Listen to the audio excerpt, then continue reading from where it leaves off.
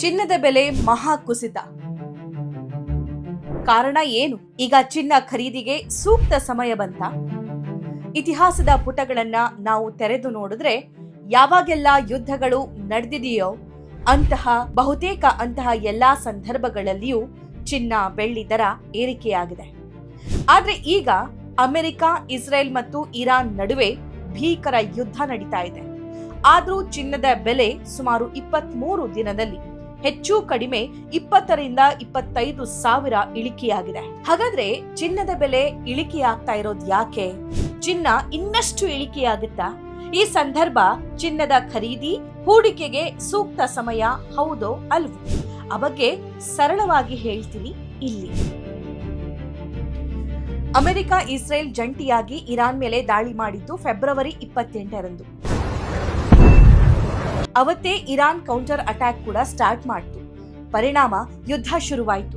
ಅವತ್ತು 24 ಕ್ಯಾರೆಟ್ ಚಿನ್ನದ ಬೆಲೆ 10 ಗ್ರಾಂಗೆ 1,61,000 ರೂಪಾಯಿ ಇತ್ತು. ಮೇ 23ರಂದು 24 ಕ್ಯಾರೆಟ್ ಚಿನ್ನದ ಬೆಲೆ 10 ಗ್ರಾಂಗೆ 1,40,000 ರೂಪಾಯಿ ಆಗಿದೆ.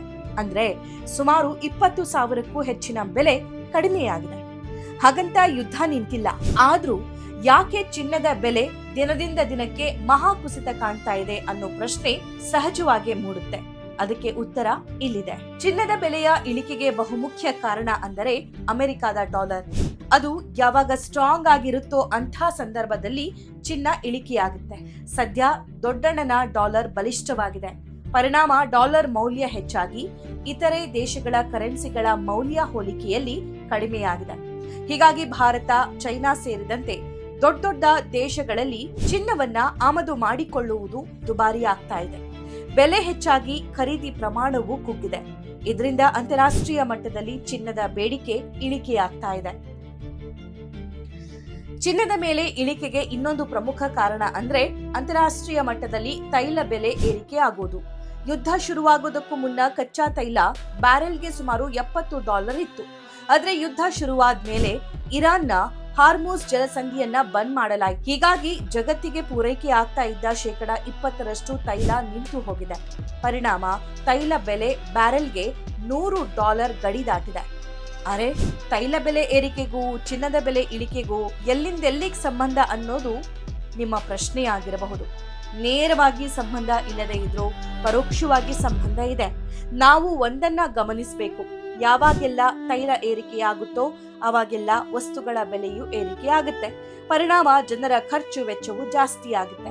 ಹೀಗಾಗಿ ಅಂತಹ ಸಂದರ್ಭದಲ್ಲಿ ಚಿನ್ನ ಖರೀದಿಗೆ ಜನ ಆಸಕ್ತಿ ತೋರಿಸೋದಿಲ್ಲ. ಹಾಗೆ ಚಿನ್ನದ ಬೆಲೆ ಇಳಿಕೆಗೆ ಇನ್ನೊಂದು ಬಹುಮುಖ್ಯ ಕಾರಣ ಅಂದ್ರೆ ಅಮೆರಿಕದ ಕೇಂದ್ರ ಬ್ಯಾಂಕ್ ಫೆಡರಲ್ ರಿಸರ್ವ್ ಬಡ್ಡಿ ದರವನ್ನ ಜಾಸ್ತಿ ಮಾಡುವುದು, ಇಲ್ಲವೇ ಬಡ್ಡಿ ದರವನ್ನ ಇಳಿಸದೇ ಇರೋದು. ಇದರಿಂದ ಜನ ಚಿನ್ನದ ಮೇಲಿನ ಹೂಡಿಕೆಗಿಂತ ಬ್ಯಾಂಕ್ ಠೇವಣಿಗಳು, ಸರ್ಕಾರಿ ಬಾಂಡ್ಗಳು ಮತ್ತು ಇತರೆ ಬಡ್ಡಿ ನೀಡುವ ಹೂಡಿಕೆಗಳತ್ತ ಹೆಚ್ಚು ಆಕರ್ಷಿತರಾಗಿದ್ದಾರೆ. ಕಾರಣ ಲಾಭ ಜಾಸ್ತಿ ಸಿಗುತ್ತೆ. ಹಾಗೆ ಖರೀದಿ ಮಾಡಿದ್ದ ಚಿನ್ನದ ಬಾಂಡ್ಗಳನ್ನ ಮಾರಾಟ ಮಾಡಿ ಬಡ್ಡಿ ಆಧಾರಿತ ವ್ಯವಹಾರದಲ್ಲಿ ತೊಡಗಿಸಿಕೊಳ್ತಾರೆ. ಇದು ಸಂಪೂರ್ಣವಾಗಿ ಹೂಡಿಕೆದಾರರ ದೃಷ್ಟಿ ಬದಲಾಗಿದೆ ಅನ್ನೋದನ್ನ ತೋರಿಸುತ್ತೆ. ಈಗ ಇರೋ ಪ್ರಶ್ನೆ, ಚಿನ್ನ ಖರೀದಿಗೆ ಇದೇ ಸೂಕ್ತವಾದ ಸಂದರ್ಭನಾ? ಚಿನ್ನದ ಮೇಲಿನ ಹೂಡಿಕೆಗೆ ಇದು ಸೂಕ್ತ ಕಾಲನಾ ಅನ್ನೋದು. ಅದಕ್ಕೆ ತಜ್ಞರು ಹೇಳೋದೇನಂದ್ರೆ, ಮದುವೆ ಮುಂಜಿಯಂತಹ ಕಾರ್ಯಕ್ಕೆ ಚಿನ್ನ ಖರೀದಿಗೆ ಖಂಡಿತವಾಗಿಯೂ ಇದು ಸೂಕ್ತ ಸಂದರ್ಭ. ಆದ್ರೆ ಹೂಡಿಕೆ ಮಾಡೋದಾದ್ರೆ ಹಂತವಾಗಿ ಹೂಡಿಕೆ ಮಾಡೋದು ಒಳ್ಳೇದು. ಫಾರ್ ಎಕ್ಸಾಂಪಲ್, ನಿಮ್ಮ ಕೈಯಲ್ಲೀಗ 1 ಲಕ್ಷ ಇದೆ. ಅದರಲ್ಲಿ 50,000 ರೂಪಾಯಿ ಹೂಡಿಕೆ ಮಾಡಿ. ಹಾಗೆ ಮುಂದಿನ ವಾರ 25,000, ಅದಕ್ಕೂ ಮುಂದಿನ ವಾರ 25,000 ಹೂಡಿಕೆ ಮಾಡಿ. ಯಾಕಂದ್ರೆ ಮುಂದೆ ಚಿನ್ನ ಇನ್ನಷ್ಟು ಇಳಿಯುವ ಸಾಧ್ಯತೆ ಇರುತ್ತೆ. ಹಾಗಂತ ಇಳಿಯೋದು ಪಕ್ಕಾನ ಅಂತ ಕೇಳಿದ್ರೆ ಯಾವ ಅಂತಾರಾಷ್ಟ್ರೀಯ ತಜ್ಞರಲ್ಲೂ ಈ ಬಗ್ಗೆ ಉತ್ತರ ಇಲ್ಲ. ಹೀಗಾಗಿ ನಿಮ್ಮ ಬಳಿ ಹಣ ಇದ್ದರೆ ಹಂತವಾಗಿ ಹೂಡಿಕೆ ಮಾಡಿ. ಆದ್ರೆ ಯಾವುದೇ ಕಾರಣಕ್ಕೂ ಸಾಲ ಮಾಡಿ ಹೂಡಿಕೆ ಮಾಡೋದಕ್ಕೆ ಹೋಗ್ಲೇಬೇಡಿ. ನಾವು ಕೊಟ್ಟಿರೋ ಮಾಹಿತಿ ನಿಮ್ಗೆ ಇಷ್ಟವಾದ್ರೆ ಕಾಮೆಂಟ್ ಮಾಡಿ ತಿಳಿಸಿ.